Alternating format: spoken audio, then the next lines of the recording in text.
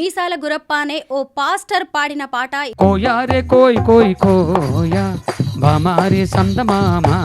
ఆయన పాడిన పాట ఎంత వైరల్ అయిందో ఆయన ఇంటర్వ్యూ, ఆయన చెప్పిన మాటలు కూడా ఇప్పుడు అనేక విమర్శలను ఎదుర్కొంటున్నాయి. ఇలాంటి వాళ్ళ గురించి కూడా మేము మాట్లాడాల్సి వస్తూ ఉంది. హిందూ మతం నుంచి 40,000 మంది అన్య మతంలోకి వెళ్ళడాన్ని మనం ఎలా చూడాలి? ఈ రోజున మీసాల గుర్రప్ప అనేవాడు ఒక ఐటమ్. వినేవాడు విశ్వాస అయితే చెప్పేవాడు. రీసెంట్గా చూస్తే బ్రహ్మానందం గారు ఆయన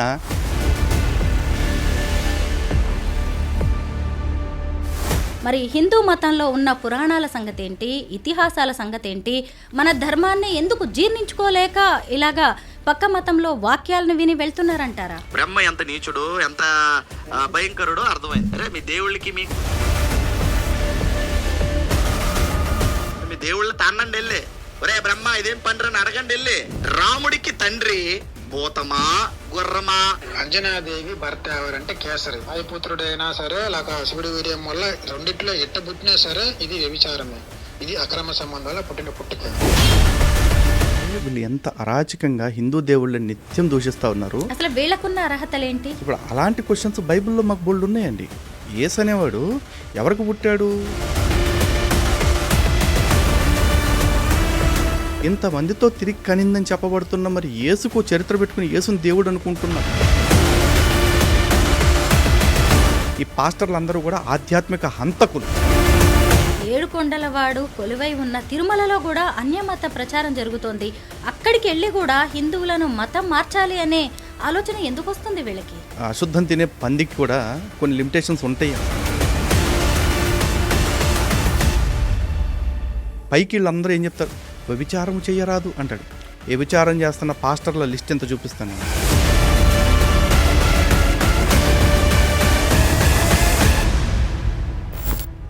అందరికీ నమస్కారం. నేను Swaroopa Potlapalli. Welcome to iDream. కోయారే కోయారే కోయ్ మామారే చందమామ కోయ్ కోయ్ కోణ్ణి కోయ్ అంటూ మీసాల గురప్ప అనే ఓ పాస్టర్ పాడిన పాట ఇప్పుడు ఫుల్గా వైరల్ అవుతుంది. తన చేతులతో తానే సొంతంగా 40,000 మందికి బాప్టిజం ఇచ్చానని ఆయన ఓ ఇంటర్వ్యూలో పేర్కొన్నారు. ప్రస్తుతం నాతో పాటు హిందూ జనశక్తి వ్యవస్థాపకులు లలిత్ కుమార్ గారు ఉన్నారు. అసలు హిందూ మతంలో ఎక్కువగా మత మార్పిళ్లు ఎందుకు జరుగుతున్నాయి? సనాతన ధర్మం పేరుతో అఘోరి లాంటి వాళ్ళు ఎందుకు సీన్లోకి వస్తున్నారు? మన మతాన్ని మనం కాపాడుకోవడానికి ప్రత్యేకంగా ఉద్యమాలు ఎందుకు చేయాల్సి వస్తుంది? హిందూ ధర్మ పరిరక్షణ కోసం ముందుకెళ్తున్న వారు కేసుల్ని కూడా ఎదుర్కోవాల్సిన పరిస్థితులు ఎందుకు వచ్చాయి? ప్రస్తుతం నాతో పాటు ఉన్న లలిత్ కుమార్ గారిని అడిగి అనేక విషయాలు తెలుసుకుందాం. నమస్తే లలిత్ గారు. నమస్కారం అండి. ముందుగా ఈ మీసాల గురప్ప గారితో మనం మాట్లాడదాం. ఆయనతో ఈ ఇంటర్వ్యూని స్టార్ట్ చేద్దాం. ఎందుకు అంటే ఆయన పాడిన పాట ఎంత వైరల్ అయిందో ఆయన ఇంటర్వ్యూ, ఆయన చెప్పిన మాటలు కూడా ఇప్పుడు అనేక విమర్శలను ఎదుర్కొంటున్నాయి. సొంత మతస్థులే, అనేక మంది ఎవాంజలిస్టులు కూడా ఆయన చేసిన కొన్ని చెప్పిన విషయాలను, అంటే నేను చిన్నప్పుడు విషం తాగాను దానికి విరుగుడు అని ఆయన మాట్లాడిన మాటలను కూడా తప్పుపడుతున్నారు. ఇతని మీద మీ అభిప్రాయం ఏంటి? ముందుగా ఐ డ్రీమ్ ప్రేక్షకులందరికీ నమస్కారం అండి. ఏం చేస్తామండి, ఒక్కొక్కసారి మా దౌర్భాగ్యం అట్లా కాలిపోతూ ఉంటుంది. స్వామి చెప్తారు కదా, మంత్రసంతానం వచ్చింది ఒప్పుకున్న తర్వాత ఏదొచ్చినా పట్టాలని. ఇప్పుడు మా కర్మ కూడా ఇదే. ఇలాంటి వాళ్ళ గురించి కూడా మేము మాట్లాడాల్సి వస్తూ ఉంది. మేము ఇంకా దానికి ఏముంటుంది, మీరు ఏదైనా ప్రశ్న అడిగితే దానికి సమాధానం చెప్పాలి. కాబట్టి ఖచ్చితంగా ఇలాంటి వాడి గురించి కూడా చెప్తాం. అయితే మనం ముందుగా మత మార్పిళ్ల గురించి మాట్లాడుకుందాం లలిత్ గారు. ఎందుకంటే ఆయన ఒక ఇంటర్వ్యూలో స్వయంగా చెప్పారు, నేను ఆంధ్ర తెలంగాణతో పాటు ఇతర రాష్ట్రాల్లో కలిపి 40,000 మందికి బాప్టిజం ఇచ్చాను, మత మార్పిడి చేశాను అని. దీని మీద మీరేమంటారు? అసలు ఒక హిందూ మతం నుంచి 40,000 మంది అన్య మతంలోకి వెళ్ళడాన్ని మనం ఎలా చూడాలి? ఖచ్చితంగా ఇది ప్రతి ఒక్కళ్ళు ఆలోచించాల్సిందండి. ఎందుకంటే ఈ రోజున మీసాల గుర్రప్ప అనేవాడు ఒక ఐటమ్ క్రైస్తవ్యంలో. ఇలాంటి ఐటెంలు చాలామంది ఉన్నారు. కాసేపు ఈడు మాట్లాడిన మాట తీసుకుందాం. ఏమంటున్నాడు? చిన్నప్పుడు నాకు 13 రకాలు 20 రకాల పాములు విషం పెట్టి పెంచారు. నేను ఒక మొత్తం 13 ఏళ్ళు వచ్చేదాకా అసలు స్నానమే చేయలేదు, మొత్తం విషపు మనిషిగా మారిపోయాను, నేను ఎవరినైనా కొరికితే చచ్చిపోతారు అని చెప్పేసి చెప్తా ఉన్నాడు. ప్రపంచంలో ఎవరినైనా సరే ఇంకొక ఎగ్జాంపుల్గా తీసుకుని ఓ 13 సంవత్సరాలు వాడికి విషం పెట్టి వాడు విషపు మనిషిగా మారతాడా లేదా అని చెప్పేసి ఎవరన్నా సైంటిస్టులను ప్రయోగం చేసి వదలమనండి. ఎందుకంటే క్రైస్తవుడికి ఎట్లాగో లాజిక్ అవసరంలా, వాడు మత ప్రచారం చేసుకోవటానికి, మత మార్పిడి చేసుకోవటానికి ఏ కట్టు కథైనా చెప్తాడు. ఇన్ఫ్యాక్ట్ పున్నమి నాగు స్టోరీ నాదే, చిరంజీవి గారిని పెట్టి తీశారని చెప్పి అన్నాడు. కానీ దాని మాతృక ఏంటి అంటే కన్నడ సినిమా. ఆ కన్నడలో వచ్చిన ఒరిజినల్ వర్షన్ని తెలుగు రైట్స్ కొనుక్కుని తెలుగులో మళ్ళీ రీమేక్ చేశారు ఆ రోజుల్లో. దాన్ని పట్టుకుని ఇది నా స్టోరీ అంటారు. అంటే ఈడెక్కడో భద్రాచలం అడవుల్లో ఉంటే కన్నడ వాళ్ళు వచ్చి వీడి మీద రీసెర్చ్ చేసి సినిమా తీస్తారు తెలుగు వాళ్ళ కంటే ముందు. ఆ తర్వాత తెలుగు వాళ్ళు రైట్స్ కొనుక్కుని తీశారు. ఎవరిని పిచ్చోని చేస్తారు? వినేవాడు విశ్వాస అయితే చెప్పేవాడు పాస్టర్ అని చెప్పి ఊరికి అనం మేము. ఇట్లాంటి కథలన్నీ చెప్తా ఉంటే నమ్మేవాళ్ళు వాళ్ళే నమ్మాలి. ఇక ఈరోజు నేను గుర్రప్ప ఏమంటున్నాడు, 13 సంవత్సరాల విషయంతో పెరిగి నేను వాళ్ళని కొరికితే చచ్చిపోతారు అని చెప్పి అంటున్నాడు. ఇంకొంతమంది పాస్టర్లు అయితే దారుణంగా చచ్చిపోయిన వాళ్ళని కళ్ళ ముందే బతికిస్తామని కట్టుకథలు చెప్తున్న వాళ్ళు బోల్డ్ మంది ఉన్నారు. ఇవన్నీ కట్టుకథలు రా అని మాలాంటి వాళ్ళు చెప్తా ఉంటే కూడా ఇంకా ఆ గొర్రెల్ని నమ్ముతున్న అమాయకులు చాలామంది ఉన్నారు. కాబట్టి అలాంటి వాళ్ళ మాటలు నమ్మి మోసపోతున్న వాళ్ళు, మతం మారుతున్న వాళ్ళకి కొదవేం లేదు. కానీ హిందువులే ఎందుకు ఎక్కువగా మతం మారుతున్నారు అని క్వశ్చన్ అడిగారు చూసారా? అది నిజంగా ఒక్కసారి మనం పునరాలోచన చేసుకోవాలండి. చరిత్ర చూడండి. ఈ క్రైస్తవ మతం అనేది ఇజ్రాయెల్ అనే ఒక చిన్న దేశంలో ఈ రోజుకి కూడా 80-90 లక్షల జనాభా ఉంటే అందులో కేవలం 2% మాత్రమే క్రైస్తవులు టిల్ డేట్. అలాంటి దేశంలో, అక్కడ పుట్టిన దేశంలో 2% నుంచి కనీసం 20%కి రావడానికి వీలు పడక చతికిలబడి అక్కడ చర్చిల్లో కూర్చుంటున్న క్రైస్తవ్యం ప్రపంచంలోని 150 పైచిలకు దేశాల్లో అధికారిక మతంగా ఉంది. అంటే మెజారిటీ మతంగా ఉంది. ఎలా పెరిగిందంటారు మరి? ఇలాంటి కట్టుకథలు, ఇలాంటి మాయమాటలు, ఇలాంటి తప్పుడు సాక్ష్యాలు చెప్పడం. ఇది కుదరని చోట కొన్ని చోట్ల కత్తితోటి, కొన్ని చోట్ల సుత్తితోటి, అంటే బైబిల్లో ఉన్న మాటలతోటి మత మార్పిడి చేసుకుంటూ వెళ్ళారు. ఇన్ని ప్రపంచంలో 150 దేశాలు క్రైస్తవ్యంలోకి మారిపోయిన తర్వాత ఈ రోజుకి కూడా భారతదేశంలో హిందుత్వమే ఇంకా మెజారిటీగా ఉంది. అంటే ఇక్కడ హిందువుల్లో ఆధ్యాత్మిక మూలాలు ఎంత స్ట్రాంగ్గా ఉన్నాయి, హిందుత్వం పట్ల ఎంత బలమైన విశ్వాసం ఉందో ఆలోచించండి. ఇక్కడే చాలా తక్కువగా మత మార్పులు ఉన్నాయి. అందుకే వీళ్ళు గత 200 సంవత్సరాల నుంచి పాటించిన పద్ధతులు ఏవైతే ఉన్నాయో అవన్నీ పక్కన పెట్టి ఇప్పుడు కొత్త ట్రెండ్లోకి వచ్చారు ఈ 70 ఏళ్ళ నుంచి. అదేంటి?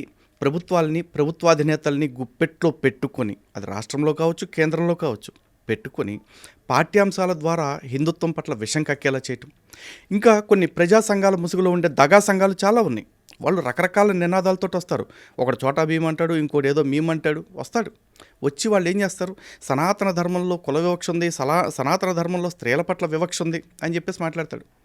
దీనికి కొన్నిసార్లు మన సెలబ్రిటీలు కూడా బలైపోతూ ఉంటారు. రీసెంట్గా చూస్తే బ్రహ్మానందం గారు, ఆయన హిందువుగా ఉండి హిందువుగా జీవిస్తూ ఆయన కూడా ఏమన్నారు, మనుధర్మశాస్త్రం ఆడవాళ్ళని అణిచేసింది, ఆడవాళ్ళకి ఆంక్షలు పెట్టేసింది, వేదంలో ఆడవాళ్ళకి చాలా వ్యతిరేకంగా ఉన్నాయని చెప్పేసి అన్నారు. ఏం వ్యతిరేకంగా ఉన్నాయండి? ఈ దేశంలో ఏ దేవుడి పేరు చెప్పాలన్నా గౌరీశంకర్లు అంటారు, లక్ష్మీనారాయణలు అంటారు, సీతారాములు అంటారు, సిద్ధి బుద్ధి సమేత శ్రీ విఘ్నేశ్వరుడు అంటారు, వల్లి దేవసేన సమేత సుబ్రహ్మణ్యేశ్వర స్వామి అంటారు. కానీ ఎక్కడ మగవాడి పేరు ముందు చెప్పుకోరుగా. అలాగే ఆదిశక్తి అంటే మొట్టమొదటి శక్తి ఎవరు అంటే అమ్మవారని చెప్తారు.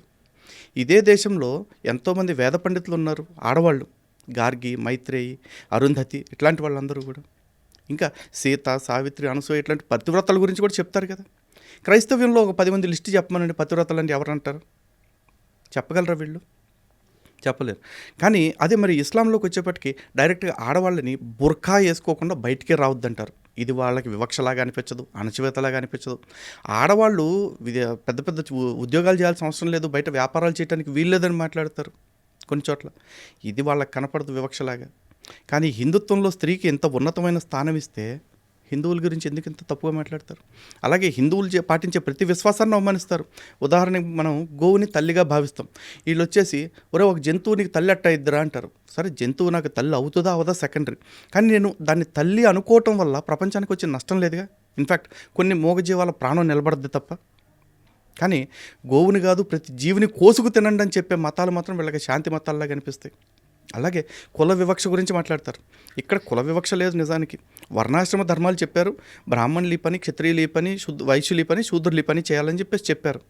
వృత్తి మాత్రమే విభజన అయింది.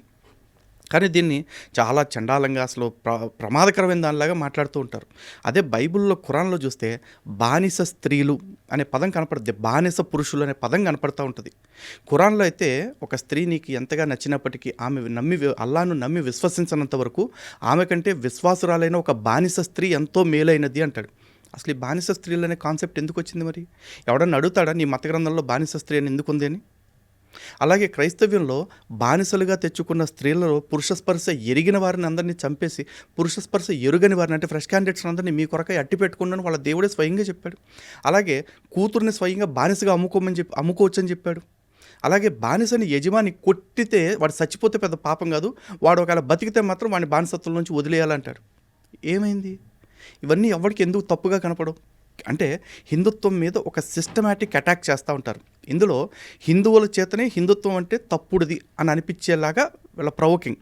వాళ్ళ దానిలో ఉన్న అబద్ధాలని మనలాంటి వాళ్ళు ఎవరో ఒకళ్ళిద్దరు మాట్లాడతారు. కానీ మన దానిలో లేని అబద్ధాలని ప్రతి క్రైస్తవుడు, ప్రతి ముస్లిము, ప్రతి నాస్తికుడు, ప్రతి అంబేద్కర్వాది ప్రచారం చేస్తూ ఉంటాడు. సో 10 సార్లు ప్రచారం చేస్తే ఒకే అబద్ధాన్ని అది నిజమై కూర్చుంటుందని గోబెల్స్ థియరీ ఒకటి ఉంది. ఆ గోబెల్స్ ప్రచారమే వీళ్ళు చేస్తున్నారు.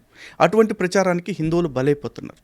ఈరోజు చూద్దామండి, చాలామంది ఇదిగో మీ మతంలో కుల వివక్ష ఉంది కాబట్టి చాలామంది క్రైస్తవ్యంలోకి మారిపోతున్నారు అంటున్నారు. క్రైస్తవ్యం కంటే ముందు 1000 సంవత్సరాల క్రితమే ఇస్లాం వచ్చింది. ఆ ఇస్లాం కూడా మాది చాలా ఉన్నతమైన ధర్మం, మాది మానవ ధర్మం, సర్వమానవ సౌభ్రాతృత్వం అని చెప్తారు. మరి ఈ వివక్షను ఎదుర్కొంటున్న వాళ్ళంతా ఇస్లాంలోకి అప్పుడు ఎందుకు మారలా? నిజంగా హిందుత్వం మీద వాళ్ళకి ద్వేషం ఉంటే. ఏ వర్గానికి కూడా హిందుత్వం మీద, సనాతన ధర్మం మీద ద్వేషం లేదండి. ఆ ద్వేషాన్ని వీళ్ళు ఇప్పుడు పుట్టిస్తున్నారు, వీళ్ళు పెంచి పోషిస్తున్నారు. వీళ్ళకి కొంతమంది అమాయక హిందువులు బలైపోతున్నారు. ఈ రోజున అమెరికా అతిపెద్ద వలస దేశం. అమెరికాలో నేటివ్స్ ఎవరు లేరు. ఇప్పుడు రకరకాల దేశాల నుంచి వచ్చి స్థిరపడ్డ వాళ్ళందరూ కలిపి ఒక దేశంగా ఏర్పడ్డారు. అలాంటి దేశాలు ప్రపంచంలో చాలా ఉన్నాయి. వాళ్ళ దగ్గరికి వెళ్ళి అడిగితే అమెరికా ఫస్ట్ అని చెప్పేసి చెప్తారు వాళ్ళు. అలాగే మీ దేశానికి ఇంత చరిత్ర ఉందని తెలుసా అంటే, మాకు తెలుసు, వీఆర్ ప్రౌడ్ ఆఫ్ ఇట్ అని చెప్పేసి చెప్తారు. కానీ మన ధర్మంలో, మన దేశంలో కొంతమంది హిందువుల దగ్గరికి వచ్చి, అరే బాబు భారతదేశం ఎంత గొప్పదో తెలుసా, అసలు సనాతన ధర్మానికి ఎంత గొప్ప చరిత్ర ఉందో తెలుసా అంటే, ఏం గొప్ప చరిత్ర అండి, మాదంతా అప్పట్లో మా వాళ్ళు కుల వివక్ష చూపించి ఆ కులాన్ని తొక్కేశారు, ఈ కులాన్ని తొక్కేశారు అంటాడు. నిజానికి వీడికి అక్కడ ఏం జరిగింది ఎవరికీ తెలియదు. ఈరోజు సతీ సహగమనం గురించి మాట్లాడతారు పెద్దవాళ్ళు అందరూ చాలా తోపుల్లాగా. సతీ సహగమనం ఎక్కడ జరిగింది? ఒక 10 ఇన్సిడెంట్స్ రికార్డెడ్గా చూపించమని చెప్పండి. ఎక్కడా చూపించరు. పోనీ హిందూ గ్రంథాల్లో ఎక్కడైనా లిఖితపూర్వకంగా ఉందా? వేదాల్లో కానీ, ఉపనిషత్తుల్లో కానీ, ఇతిహాసాల్లో కానీ, పురాణాల్లో కానీ ఎక్కడా లేదు. కానీ హిందూ ధర్మం అంటే స్త్రీలను చంపేస్తారు, బలవంతంగా భర్త చనిపోతే భర్తతో పాటు తోసేస్తారంటారు. ఎక్కడ తోశారు? భర్తతో పాటే కనుక చనిపోయిన వాళ్ళని అందరినీ తోసేయాలి అంటే పాండవుల్ని కుంతి ఎలా పెంచారు?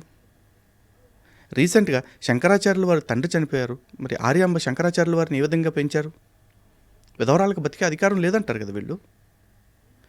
తప్పుడు ప్రచారాలండి.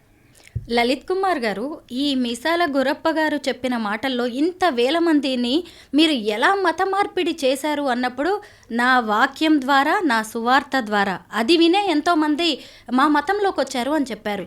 మరి హిందూ మతంలో ఉన్న పురాణాల సంగతి ఏంటి, ఇతిహాసాల సంగతి ఏంటి, మన ధర్మాన్ని ఎందుకు జీర్ణించుకోలేక ఇలాగా పక్క మతంలో వాక్యాలను విని వెళ్తున్నారంటారా? వాక్యాలను వింటే నేను మారిపోతానండి, మంచి మాటలు చూపిస్తే.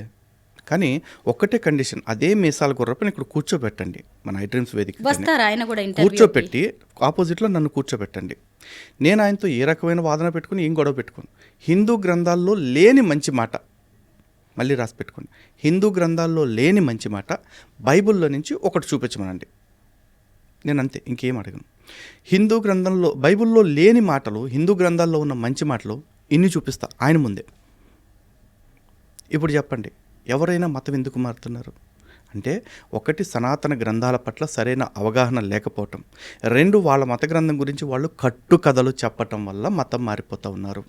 ఈరోజు మనకి ఇతిహాసాలు ఉన్నాయండి. ఇతిహాసం అంటే ఏంటి? It's a history. ఇది ఇలాగే జరిగింది అని చెప్పటం. ఇతిహాసం అంటే దాని అర్థమే ఇది ఇలాగే జరిగింది అని. ఆ జరిగిన సంఘటనల్ని మనం చరిత్రగా చూడట్లా, మనం కథల్లాగా చూస్తున్నాం. పురాణం అనేది మైథాలజీ. పురాణం అంటే ఇది యథాతథంగా జరిగింది అని కాదు.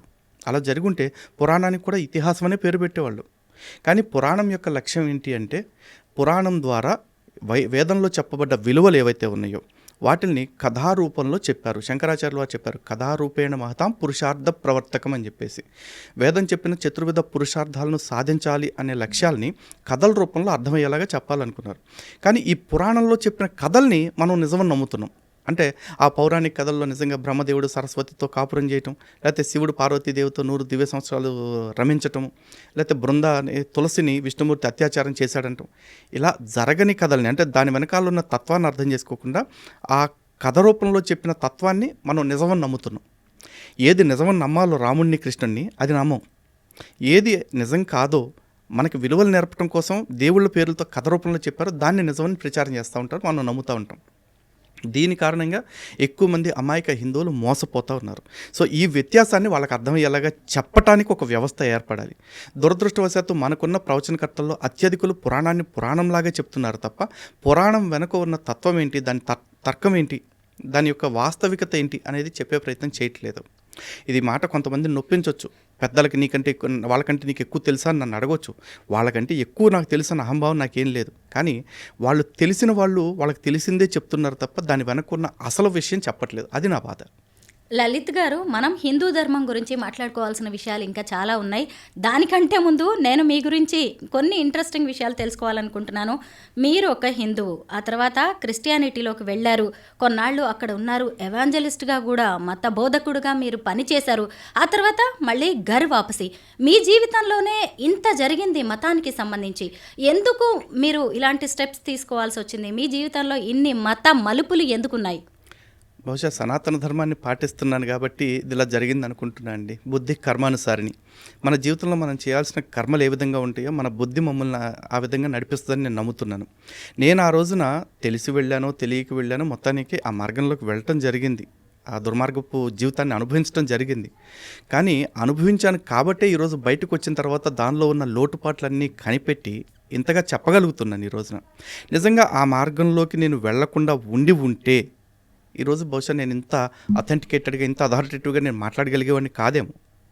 కాబట్టి జరిగిన దేని పట్ల నాకు రిగ్రెట్స్ ఏమీ లేవు. హిందూ జనశక్తి అనే సంస్థను ఎందుకు మీరు స్థాపించాల్సి వచ్చింది? దాని లక్ష్యం ఏంటి? ఏం చేస్తుంటారు ఈ సంస్థ ద్వారా? తప్పకుండా అండి. దాన్ని చెప్పాలి అంటే దానికంటే ముందు కొన్ని వీడియోస్ ఒకసారి మీకు చూపించాలండి. నేను చూస్తాను. బ్రహ్మ ఎంత నీచుడు, ఎంత భయంకరుడో అర్థమైంది. అరే మీ దేవుళ్ళకి మీకు సిగ్గు, లజ్జ, మానం, మర్యాద, నీతి, న్యాయం ఏముండదా? ముందు మీ దేవుళ్ళు తన్నండి వెళ్ళి, ఒరే బ్రహ్మ ఇదేం పండ్రు అని అడగండి వెళ్ళి. మీ అందరూ బాగా తెలుసు, శివరాత్రి శివుడు అమ్మాయిలు ఎత్తుకెళ్ళిపోయి రాత్రంతా హానీమూన్ చేస్తున్న రోజని. శివుడు అమ్మాయిలు ఎత్తుకెళ్ళిపోయి రాత్రంతా హానీమూన్ చేస్తున్న రోజని. ఆ జాగ్రత్త చూడండి, శివరాత్రి అంటే శివుడు అమ్మాయిలను ఎత్తుకెళ్ళిపోయి హనీమూన్ చేసుకున్న రోజంట. ఈ బతుకులు. దశరథుడికి పుడితే వంశస్థుడు అవుతాడు రాముడు, లక్ష్మణుడు, ఇంకా మిగిలిన ఇద్దరు తమ్ముళ్ళు. వాళ్ళు అసలు ఈ వంశానికి పుట్టినోలే కాదు. భూతం వచ్చి పాయసం ఇస్తే పుట్టారు కాబట్టి వాళ్ళది సూర్యవంశం కానే కాదు. దొంగ మాటలు ఆడుతున్నారు వీళ్ళది. సూర్యవంశం కానే కాదు, భూత వంశం వాళ్ళది. కాబట్టి భూతాలకు పుట్టిన వీళ్ళు. మొదట ఏం చేసిందా మరి కౌశల్య గారు గుర్రం దగ్గరికి వెళ్ళింది. ఇప్పుడు ఈ నలుగురికి గుర్రము తండ్రా, భూతము తండ్రా? ఆలోచించండి ఒకసారి, ఎంత బాగుందో. వాళ్ళ గ్రంథాలే చెప్పే. ఇప్పుడు చెప్పండి, రాముడికి తండ్రి భూతమా, గుర్రమా? అసలు దశరథుడికి కొడుకుగా పుట్టే లేదు. దశరథుడి వంశస్థుడే కాదు రాముడు. ఎందుకంటారు? రాముడిదే సూర్యవంశం కానే కాదు. ఎందుకంటే భూత వంశం, భూతమే తీసుకొచ్చి ఏమిచ్చిందంటే పాయసం ఇచ్చింది. ఇప్పుడు రాముడిది ఏ వంశం అవ్వాలి? అయితే భూత వంశం అవ్వాలి, లేదా గుర్రం వంశం అవ్వాలి. ఇప్పుడు చెప్పండి, రాముడి తండ్రి గుర్రమా, భూతమా? ఇప్పుడు తేల్చుకోండి. మీ దేవీ దేవతలు వీళ్ళందరినీ చూసుకుంటే ఎవడు పుట్టుక మంచిది ఉంది? చిచి, గుర్రం. అంజనాదేవి భర్త ఎవరంటే కేసరి. వాయుపుత్రుడైనా సరే లేక శివుడి వీర్యం వల్ల రెండిట్లో ఎట్ట పుట్టినా సరే ఇది వ్యభిచారమే. ఇది అక్రమ సంబంధాల పుట్టిన పుట్టిక.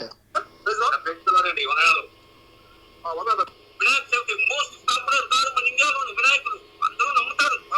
హిందువులందరూ వినాయకుడు స్టోరీగా తీసుకెళ్తే బాత్రూమ్ ప్రాబ్లం వల్ల ఆయన పుట్టాడు. పరలోకంలో బాత్రూమ్ ప్రాబ్లం అంటే వీళ్ళు ఎంత అరాచకంగా హిందూ దేవుళ్ళని నిత్యం దూషిస్తూ ఉన్నారు. అసలు వీళ్ళకున్న అర్హతలేంటి? హిందూ దేవుళ్ళని, హిందూ ధర్మాన్ని. ఇందాక వాడు అంటున్నాడు కదా, రాముడు దశరథుడికి పుట్టలేదని. ఇప్పుడు అలాంటి క్వశ్చన్స్ బైబిల్లో మాకు బోల్డ్ ఉన్నాయండి. యేసు అనేవాడు ఎవరికి పుట్టాడు? యోసేబ్ అనే అతని కొడుకుగా ఎంచబడతాడు అని చెప్పారు. నిజానికి యోసేబ్కి మేరీకి శారీరక సంబంధం రాకముందే పుట్టాడు అంటారు. ఆ పుట్టింది ఎవరి సంబంధం వల్ల అంటే పరిశుద్ధాత్మ వలన కలిగిన గర్భం అంటారు. మరి ఇప్పుడు యేసుకి తండ్రి ఎవరు? యోసేబా, పరిశుద్ధాత్మ? యోసేమో నా తండ్రి యెహోవా అని చెప్పుకున్నాడు. మరి యెహోవానా? ముగ్గురు తండ్రులు. కానీ చరిత్ర ఏం చెప్తుంది? తాల్ముడ్ ప్రకారం చూసుకుంటే రోమన్ సైనికుడు ప్యాంతర్ అనేవాడితో పడుకొని మేరీ అనే ఆమె యేసుని కనిందని చెప్పేసి ఒక ఇది ఉంది, థియరీ. అలాగే అగస్టస్ అనే ఒక రాజు ఉన్నాడు. ఆ రాజుతో పడుకుని యేసుని కనింది అని చెప్పేసి ఇంకొక కథ ఉంది. ఆన్లైన్లో దొరుకుతున్నాయి ఇవన్నీ కూడా. ఆక్టేవియస్ అంటారు అతన్ని. ఆ తర్వాత క్వింటోలస్ అని చెప్పేసి ఇంకొక అతనితో గడిపి యేసుని కనిందని చెప్పేసి ఇంకొక కథనం ఉంది. ఇంతమందితో తిరిగి కనిందని చెప్పబడుతున్న మరి యేసుకు చరిత్ర పెట్టుకుని యేసుని దేవుడు అనుకుంటున్న వీళ్ళు రాముడి గురించి, రాముడి యొక్క పుట్టుక గురించి మాట్లాడతారు. శివుడి గురించి, శివరాత్రి పండుగ గురించి మాట్లాడతారు వీళ్ళు. వినాయకుడిని దూషిస్తారు, ఆంజనేయ స్వామిని అవమానిస్తారు, ఇంతమందిని అవమానిస్తుంటారు. మరి మేము స్పందించొద్దా? వీళ్ళని క్వశ్చన్ చేయడానికి, వీళ్ళకి రిటార్ట్ ఇవ్వటానికి అప్పట్లో హిందూ సమాజం నుంచి ఎవరు లేరు. కారణం ఏంటంటే హిందువులకి బైబిల్ తెలియకపోవటం వల్ల. ఎందుకంటే ఒక ప్రపంచ ప్రఖ్యాతిగాంచిన ఒక నానుడు ఉందండి, ఎవరైతే బైబిల్ పట్టుకుని తిరుగుతాడో వాడు విశ్వాస అవుతాడు, ఎవడైతే బైబిల్ ప్రచారం చేస్తూ ఉంటాడో వాడు పాస్టర్ అవుతాడు, ఎవడైతే బైబిల్ చదువుతాడో వాడు ఎక్స్ క్రిస్టియన్ అవుతాడు. ఎందుకంటే ఆ బైబిల్ కరెక్ట్గా చదివితే దానిలోంచి ఎవడైనా బయటకు వస్తాడు. మేము వచ్చినట్టే అంతే. బైబిల్ నిండా అంత దారుణమైన పదాలు ఉన్నాయి. ఉదాహరణకి యెహెజ్కేలు గ్రంథంలో యెహోవాకి 2 భార్యలు అని చెప్తారు, ఓహోలా ఓహోలిబా అని చెప్పేసి. అవి 2 పట్టణాల పేర్లని తర్వాత వీళ్ళు ఏదో స్టోరీ చెప్తారు దానిలో. ఆ 2 నగరాలు కూడా విపరీతం, అంటే యెహోవా భార్యలు ఇద్దరు కూడా విపరీతమైన వ్యభిచారం చేస్తూ ఉంటారు. దాన్ని యెహోవానే చెప్తాడు, వీరు తన యవ్వన కాలమందు విటుకాండ్ర చేత తమ చన్నులు నలిపించుకొనలేదా, వీడు గాడిద వంటి పురుషాంగములు, గుర్రం వంటి స్కలనములు గల విటుకాండ్రతో సుఖించట్లేదా అని చెప్పేసి అంటాడు. అవి పదాలు బైబిల్లో ఎందుకున్నాయండి? గాడిద పురుషాంగాలు, లేకపోతే గుర్రం వంటి స్కలనాలు, చన్నులు ఏంటిది బైబిల్ అనుకుంటున్నారు? ఏమనుకుంటున్నారు మీరు? మత గ్రంథంగా ప్రచారం చేస్తున్న పుస్తకంలో ఇన్ని పెట్టుకుని మీరు హిందూ గ్రంథాల కాడికి వచ్చేప్పటికీ హిందూ గ్రంథాలని బూత్ గ్రంథాలని, హిందూ దేవుల కథల్ని బూత్ కథలని విషప్రచారం చేస్తున్నారు. అది చాలామంది హిందువులు నమ్ముతున్నారు. వీటితో పాటు హిందువులకి ఇక్కడ అతిపెద్ద ప్రాబ్లం ఏంటంటే, చాలామందికి భారతదేశంలో కొంత అవగాహన రాహిత్యము, ఇంకొంత పేదరికం కారణంగా గ్రామాల్లో ఏంటంటే ఏదైనా ఆరోగ్య సమస్య వచ్చినప్పుడు వాళ్ళకి హాస్పిటల్స్కి వెళ్ళటం, ఇదంతా ఇప్పుడున్నట్లు అప్పట్లో పూర్వకాలం లేదు. సో ఆ రోజుల్లో వీళ్ళు ఏం చేసేవాళ్ళు అంటే, మేము ప్రార్థన చేస్తామని చెప్పేసి ప్రార్థన చేసి ప్రేయర్ ఆయిల్లో ఏదో ఒక టాబ్లెట్లు కలిపేసి ఇవ్వటం, ఏదో చేసేవాళ్ళు.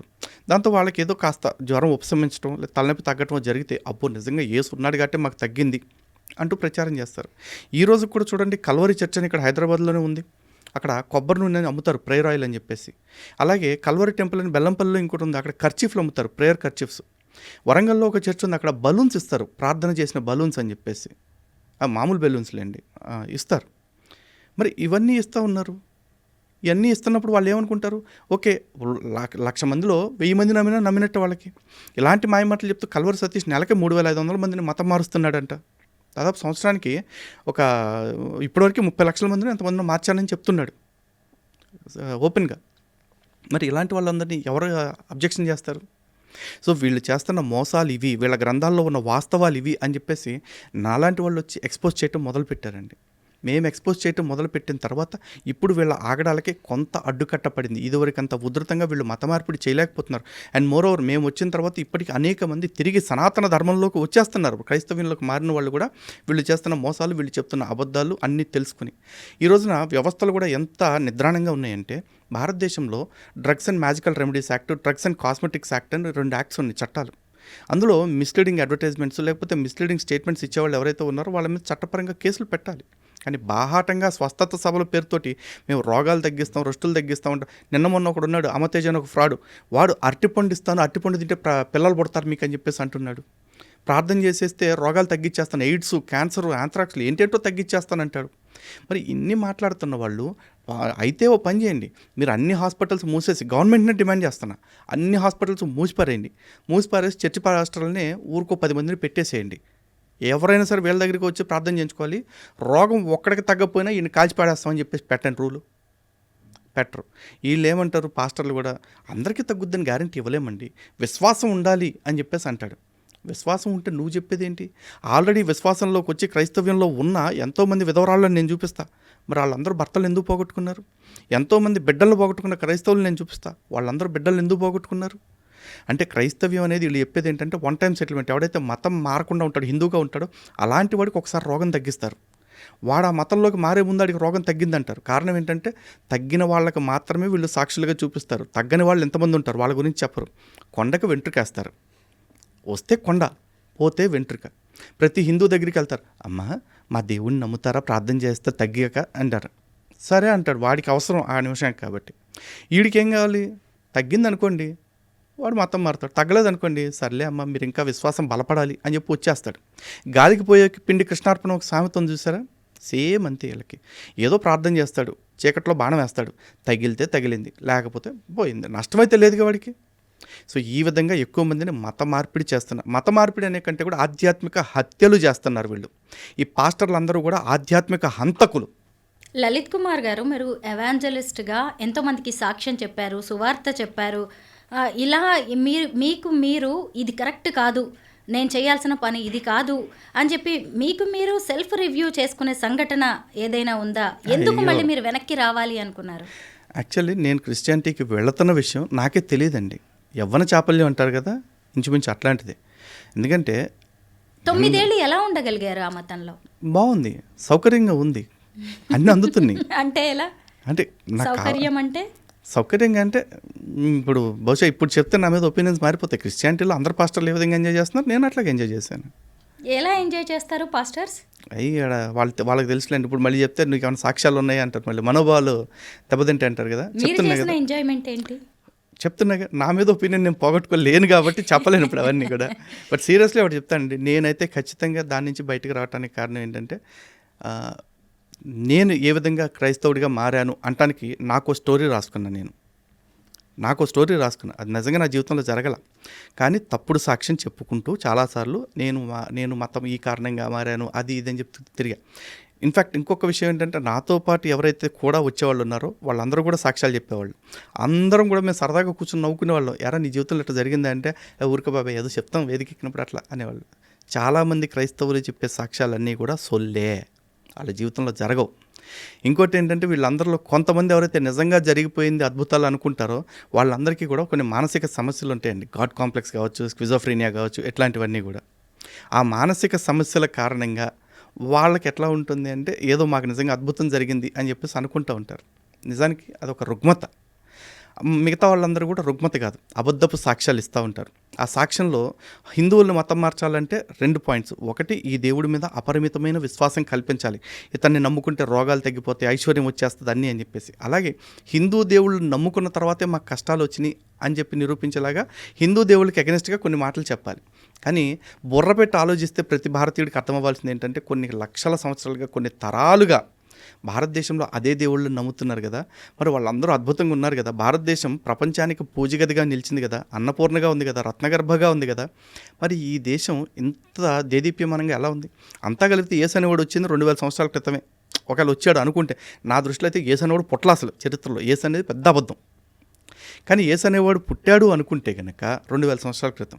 మరి 2000 సంవత్సరాల క్రితం ప్రపంచానికి ఏ కష్టం లేదే, బ్రహ్మాండంగా ఉంది కదండి. ఇన్ఫ్యాక్ట్ 2000 సంవత్సరాల క్రితమే భారతదేశంలో అద్భుతమైన చరిత్ర ఉంది, అద్భుతమైన వారసత్వ సంపద ఉంది, ఎన్నో కళాఖండాలు ఉన్నాయి ఈ దేశంలో రామాయణ భారతాలు ఉన్నాయి, భారత భాగవతాలు ఉన్నాయి. మరి వీటన్నిటిలో యేసు అనే పాత్ర ఎక్కడా లేదు కదా. అయినా కూడా అద్భుతంగా విలువలు నేర్చుకున్నాం. ఈ దేశంలో పతివ్రతలు ఉన్నారు, సీత, సావిత్రి, అనసూయ, అరుంధతి లాంటి పేర్లు చెప్పుకుంటూ వెళ్తే లక్షల్లో ఉంటారు. అలాగే బాలభక్తులు ఉన్నారు, నచికేతుడు కావచ్చు, ప్రహ్లాదుడు కావచ్చు, ధ్రువుడు కావచ్చు, ఉత్తానపాదుడు కావచ్చు, వీళ్ళందరూ కూడా ధ్రువుడు కావచ్చు, మార్కండేయుడు కావచ్చు, వీళ్ళందరూ కూడా చిన్న వయసులోనే జ్ఞానం లేని వాళ్ళు ఉన్నారు. బోల్డ్ అంతమంది ఋషులు ఉన్నారు, వశిష్ఠుడు, వ్యాసుడు, అంగీరసుడు, గౌతముడు, విశ్వామిత్రుడు.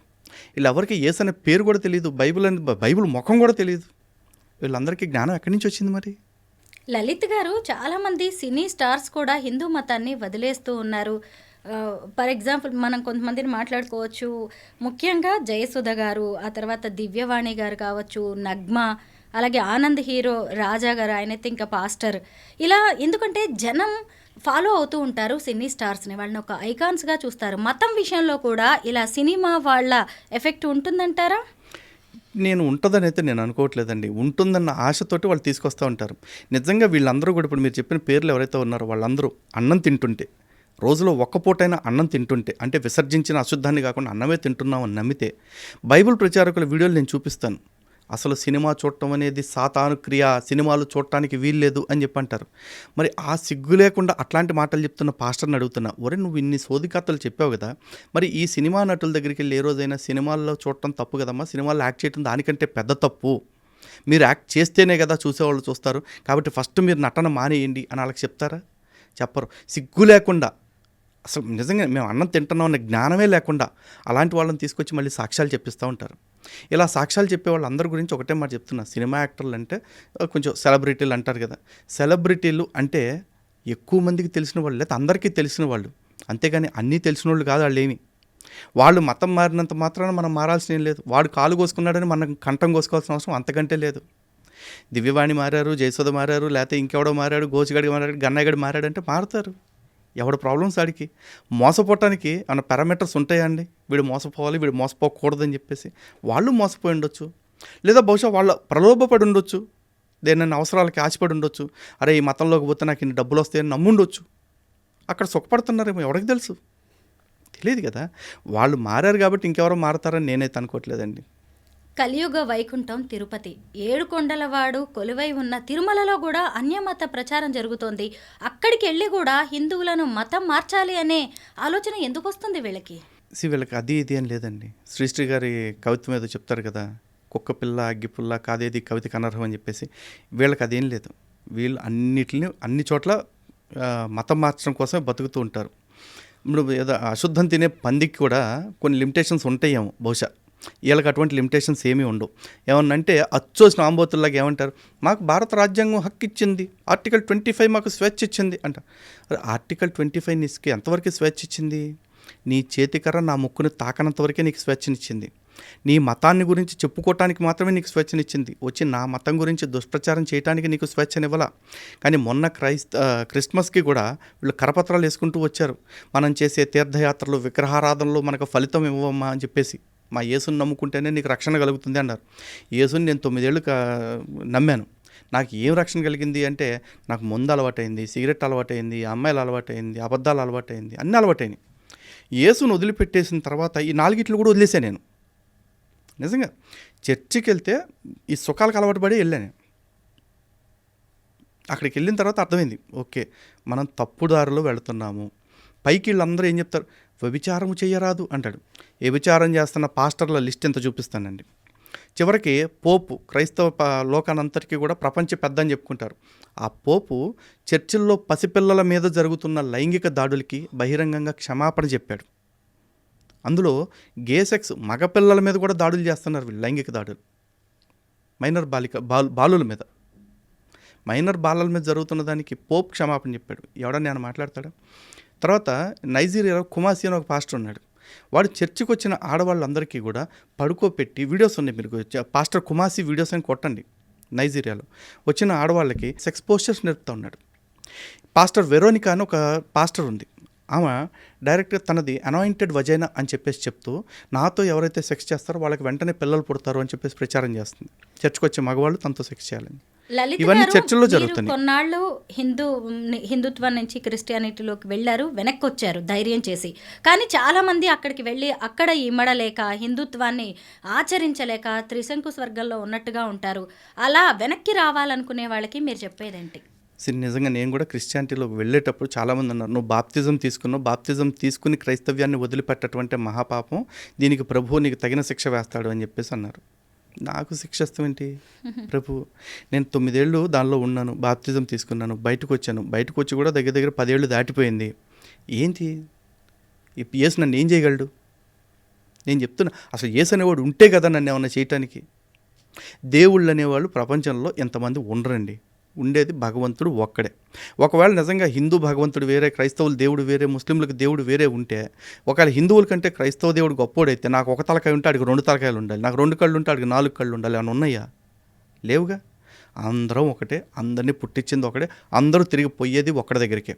కానీ ఆ ఒక్కడు సర్వశక్తిమంతుడు. ఆ శక్తిమంతుడు ఎట్లా ఉంటాడు?